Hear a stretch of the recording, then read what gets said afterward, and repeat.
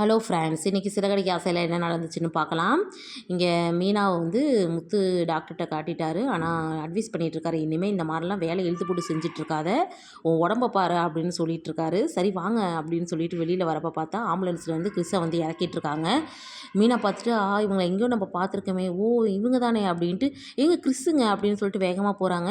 முத்து தான் வந்து தூக்கிட்டு போகிறாரு. என்ன ஆச்சுன்னு கேட்டால், இல்லை வெளியில் விளையாண்டுட்டு இருந்தான், வண்டிக்காரன் வந்து இடித்து இப்படி அடிபட்டுருச்சு அப்படிங்கவும் உடனே உள்ளே கூட்டிகிட்டு போகிறாங்க. ஆப்ரேஷன் பண்ணணும்னு சொல்கிறாங்க. இங்கே கிறிஸோட பாட்டிக்கு வந்து என்ன செய்கிறதுனே தெரியல.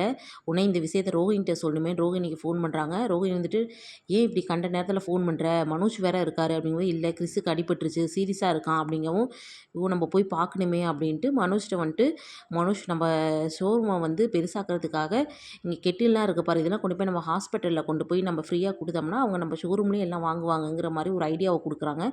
அப்படி சொல்லிட்டு அவங்களும் போகிறாங்க ஹாஸ்பிட்டலுக்கு. அங்கே ஹாஸ்பிட்டலுக்கு போனால் அங்கே மீனாவையும் முத்துவையும் பார்த்துட்றாங்க. என்ன நீங்களாம் வந்திருக்க அப்படின்னு முத்து கேட்குறாரு. இல்லை எங்கள் ஷோரூமை வந்து பெருசாக்கிறதுக்காக இந்த மாதிரி கெட்டில்லாம் நாங்கள் கொடுக்குறோம் அப்படிங்கிறாங்க. கட்டியில் தானே தருவாங்க ஹாஸ்பிட்டலுக்கு அப்படின்னு அவர் காமெடி பண்ணுறாரு. அதுக்கப்புறம் ரோஹிணி போய் ஒவ்வொரு இடத்துலையா வைக்கிறாரு. கரெக்டாக பார்த்தா இங்கே அந்த பையன்கிட்டையும் போகிறாங்க. பார்த்து ரொம்ப அழுகுறாங்க. கிறிஸ் அத்தை வந்திருக்கேன் அப்படின்னு. அதுக்கப்புறம் இங்கே முத்துவையும் மீனாவையும் வெளியில் அனுப்புறதுலே இருக்காங்க. ஏன்னா இங்கே இருந்தால் ரோஹிணி தான் மாட்டிக்குவாங்களே. ஆனால் முத்து மீனாவும் அதை கேட்குற மாதிரியே இல்லை. முத்து நோண்டி நோண்டி கேள்வி கேட்குறாரு.